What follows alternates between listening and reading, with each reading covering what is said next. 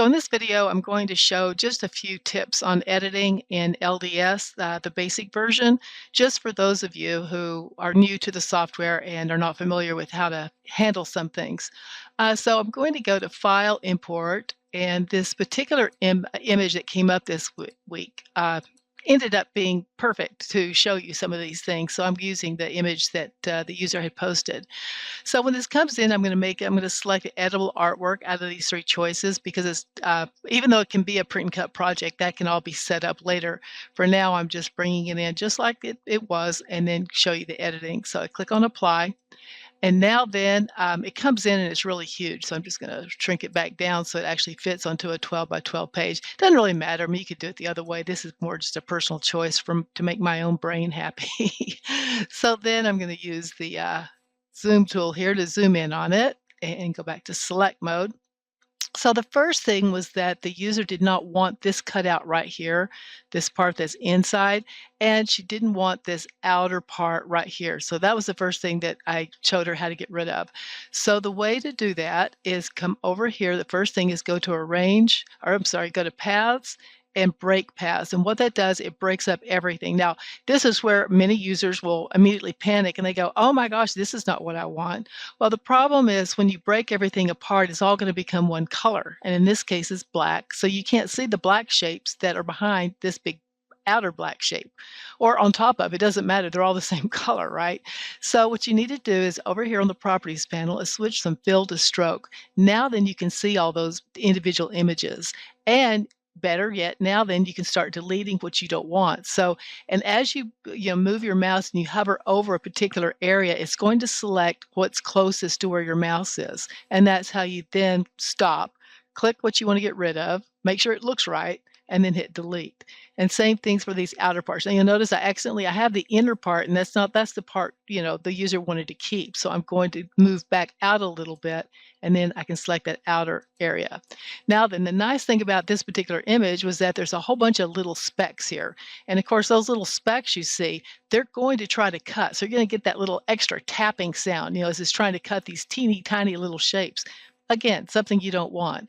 So my first instinct is to come up here and just say, okay, I'm going to select those. But as soon as I cross this area or even within here, when I select it, it selects the whole thing, and that's not what I want.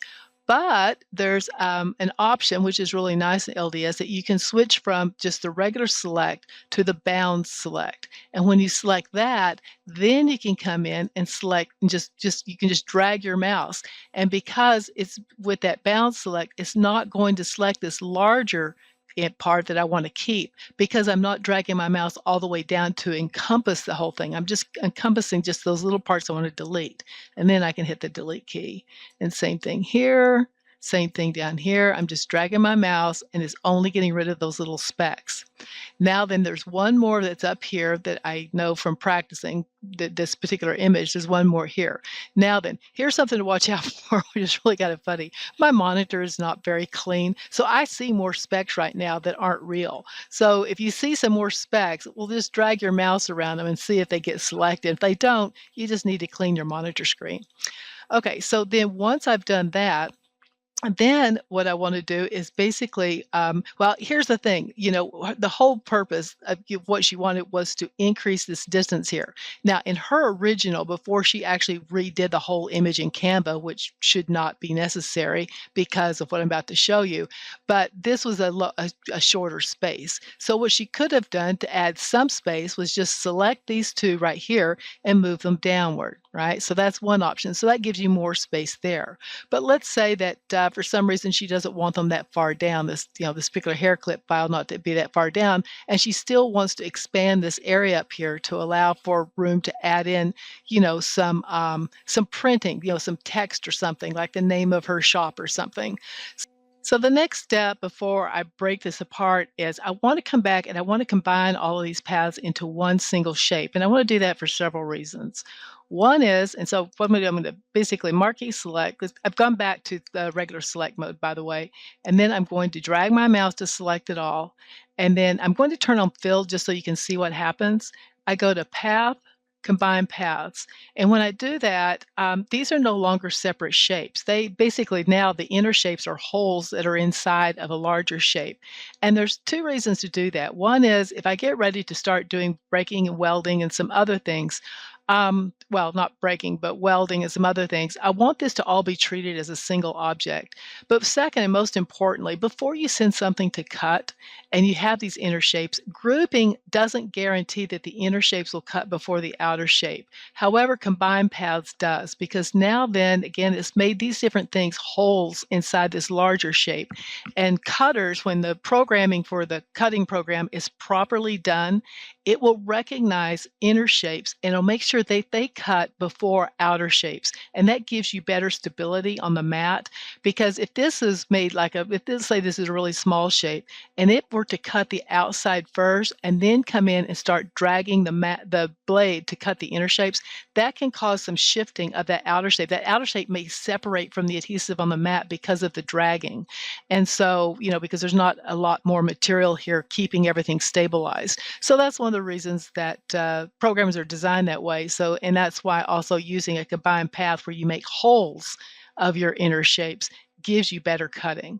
Okay, so now then the next step is that I want to basically separate this upper part from the bottom part. I'm going to do that using basically a rectangle shape. So I'm going to come down here and click on the draw shapes. And then I'm going to make this very skinny. Let's make it very skinny and wide enough to go all the way across the shape. So just like that, extends beyond that. And I'm going to use that as a device to cut this apart and separate it.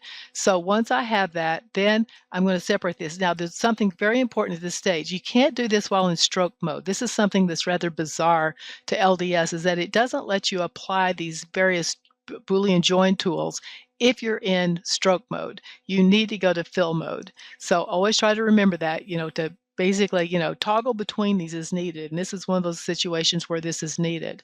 Then once I have those selected, the two shapes, which is, our original hair clip shape and this skinny rectangle, then I come down to the Boolean join tools and I click on remove front. And that then puts that spacing in between the two parts.